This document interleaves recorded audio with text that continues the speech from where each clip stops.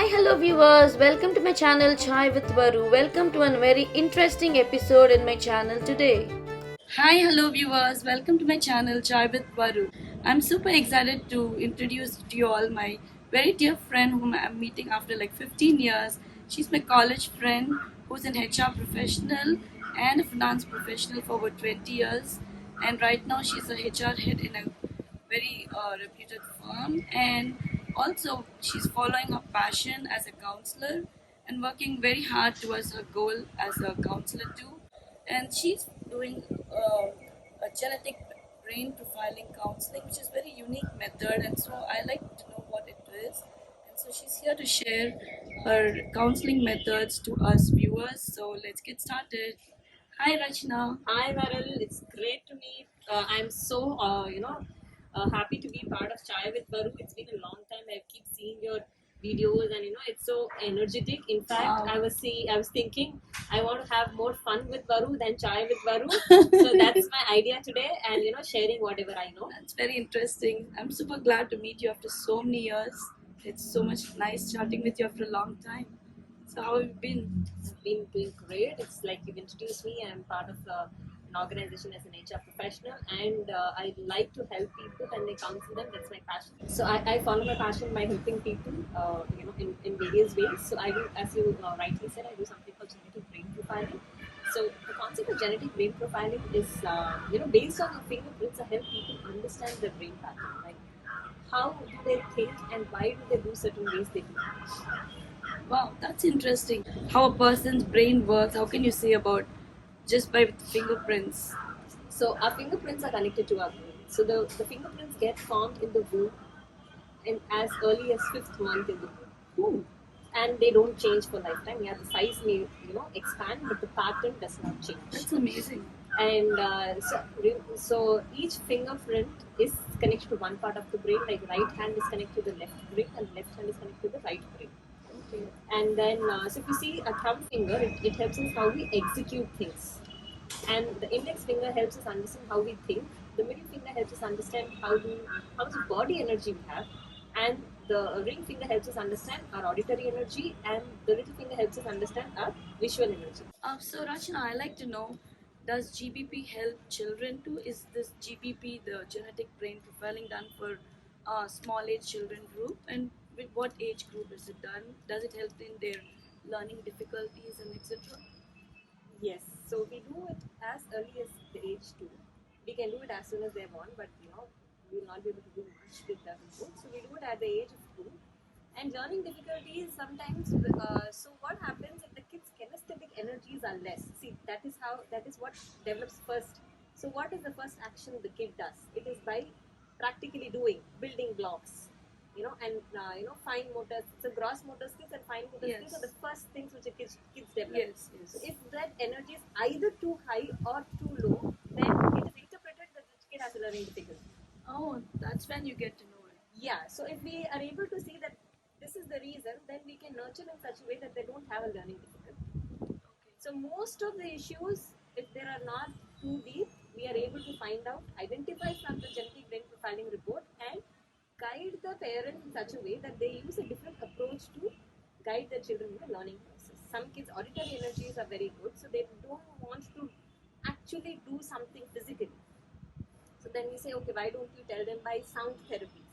So we bring in different elements based on the report what will work for the child. And specifically for children, we help them understand whether they are an auditory learner, they're a kinesthetic learner, or they're a visual learner. So if it's a kinesthetic learner, then we ask them to do a lot of practical work. If they're auditory learner, we ask them to do a lot of listening. And if they're visual learner, we ask them to view a lot of things. They will be very good. Some kids have a photographic memory, we say. So in fact, they will remember if the visual memory is very good. In page 67, I saw this diagram. Yeah, even if they go to a place, for example, you get a picture of them, they can still remember the place you visited, like as a holiday or some example, right? So then it is their visual energy is very good. So some kids remember the lyrics and tunes very well. Wow. So their auditory energy is high. So depending on what is which comes naturally to them, let's define the learning pattern accordingly. Okay. That's very interesting. So So it's a very good non-medicinal way to do things for the children, just by therapy, which would help them. I wouldn't even say we are giving them therapy. We're just interpreting the report and telling them this works for them. And the parents are, today's parents, they are hands on with their kids. If they just change the method which they're using with the child, that is all is needed. Yes, yes. Definitely. Now, always we need all the parents to interact with the children every way so they get to know at what levels they are, what they are doing. So this gets me to my other question. So when kids get to high school, for example, does GBP help in their career guidance, like subject choices, and which can therefore help them in future for their career? Yes, so we help them understand what will come naturally to them. So some kids want to get into engineering, whether they want to get into commerce, whether they want to get into doctorate. We help them understand what will come naturally to them. But if the kid, just by example, there was a child who wanted to get into medicine, and I told she will be a very good dietitian. She wanted to do, medicine. I told, yes, great, she can. So today's kids, if they determine, they can do it. So we just then help them understand which is a better way to study. So from choosing subjects, I get parents who bring their kids to help them what subjects they can choose, to which whether they have to get into engineering or medicine. If there's engineering, whether they should get into IT or mechanical or architectural engineering. If they are into medicine, what kind of field they should get into. So this helps understand based on what are our strengths. It helps us understand and choose the right career path which will come naturally to us. Yeah, therefore the kid can focus on what they're interested in rather than forcing upon something and then they study. I think this would be a best way to also nurture them. That's a good one to know. And I also like to know uh, which kind of people approach for the genetic brain profiling to you. So most of them, parents come to me saying that my child does not listen. Specifically, a lot of parents of teenagers come, Oh, and then I tell so I actually try advise family counseling that sometimes maybe the issue is not with the child and it's with the mother or the father. They are not able to have the right communication with the child. So if I have to say, for in a family there was a mother who just likes to advise, and just advise, and yeah, as a that's not teenage going to work. That's not good. See, at this era and point, I feel parents have to communicate definitely, especially with teenagers. That's going to work very well. and this son is very, very logical, and he says that I know what I'm doing. Why don't you trust me?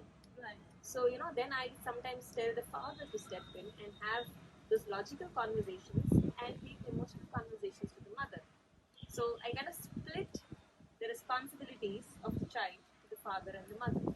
And even when people come as couples, so when they come as for the family counseling, I'm glad that some couples have really benefited from it. They come back and say that okay, I'm able to understand. The awareness is there. See, first step is awareness, and once awareness is there, only then a decision can be made to change or not. A lot of families come, and I think this is helping families in becoming happy families. That's interesting. And do you even give counseling to the corporates? Yes, so I've done sessions for some of the corporates. So it's like the team of the heads, the managers, and the employees.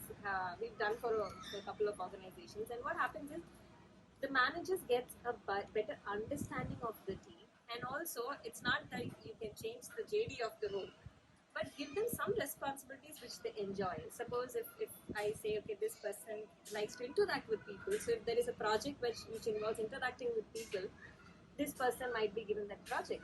And if the person is like, I would give you a fantastic output, but don't ask me to ask 10 people, then give him that kind of a work.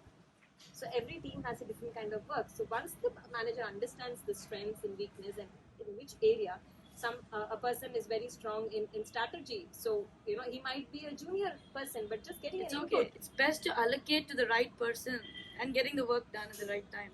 Because they don't have the experience, at least give them an opportunity to give their point of view. Right. Then the decisions can be made. Yeah.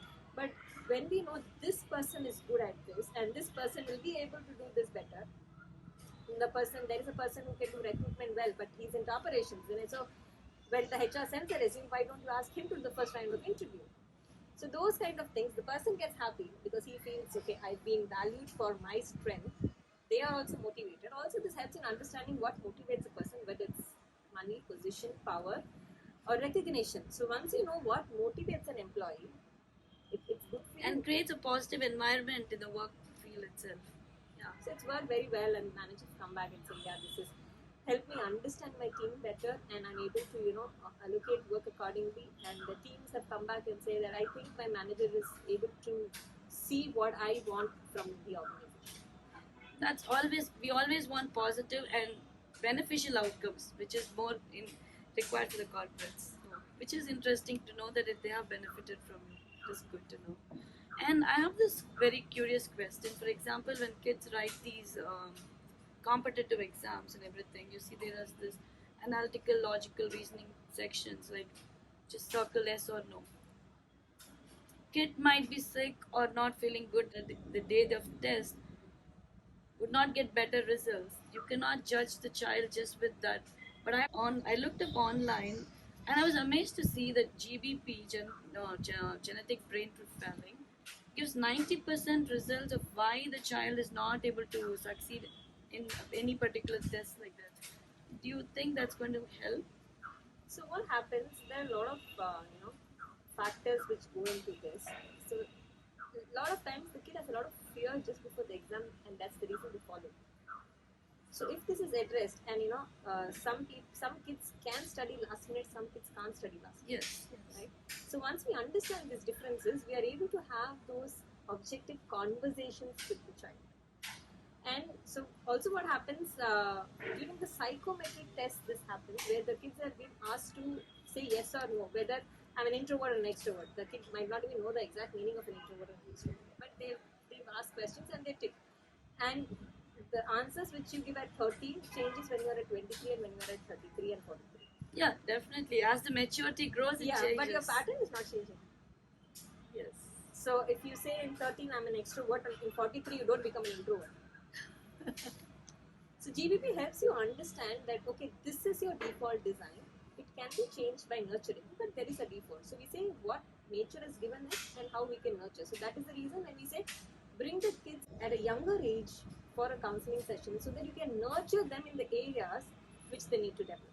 Than waiting at the age of 18, oh my son is having difficulty in this and difficulty in that. If this could have been done, rectified early. That's very interesting to know, be it a child or an adult. In general, nurturing a person in the natural way that they can come up in, and you giving the right guidance to those persons and bringing good positive outcomes is very interesting, and that's nice that it benefited out of it. So I think it's very nice, unique technique. I feel it's, and I even encourage some viewers who are interested can go ahead with the genetic brain profiling technique. It's pretty interesting. You can actually reach me on Instagram at Ask.Rachana Mittal. Okay. If you have to write an email to me, it is at askrachanamittal@gmail.com. We will just put it on the Scrolling. Yes. So that they know and they can write to me. Sure. Yeah.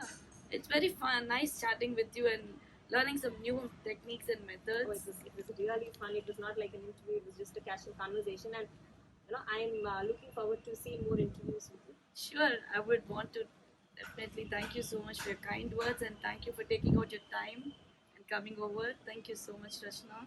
Good luck in your endeavors. Thank you. See you. If you liked my video, please like, share and subscribe to my channel Chai with Varu. Also, don't forget to press the notifications bell icon. See you again with another new video. Thank you for watching. Take care. Bye.